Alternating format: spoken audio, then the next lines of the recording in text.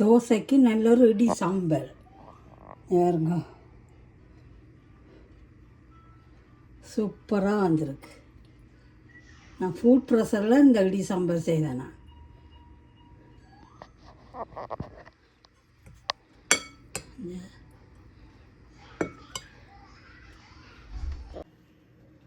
தோசையும் இடி சாம்பலும் நல்லபடியாக சுழி குத்தி வந்திருக்கு.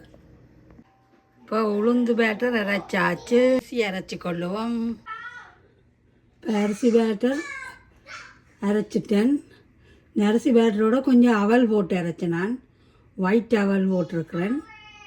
இப்போ உளுந்து பேட்டர் அரைச்சிட்டேன். இது அரிசி பேட்டர்.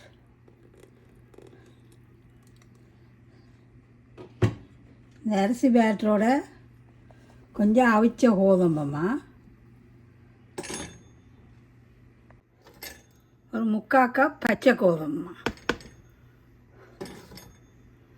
இது எல்லாத்தையும் சேர்த்து குழச்சி கொள்ளுவோம்.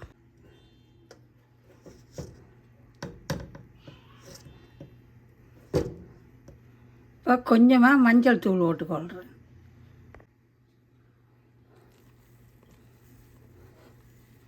எல்லாத்தையும் சேர்த்து குழச்சி கொள்ளுவோம்.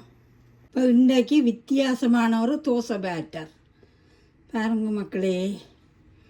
1.5 கப் உளுந்து ஊற வச்சு, 2 கப் பசுமதி ரைஸும் ஊற வச்சுட்டு, 2ஐயும் பட்டு போல் அரைச்சி, 1/2 கப் அவலும் போட்டு அரைச்சி போட்டு ஊற வச்சு அரைச்சினா அரைச்சி எல்லாம் சேர்த்து குழச்சிட்டு, 2 கப் அவிச்ச கோதுமமாக 3/4 கப் பச்சை கோதுமை போட்டு மஞ்சளும் போட்டு குழச்சி வச்சுருக்கிறேன்.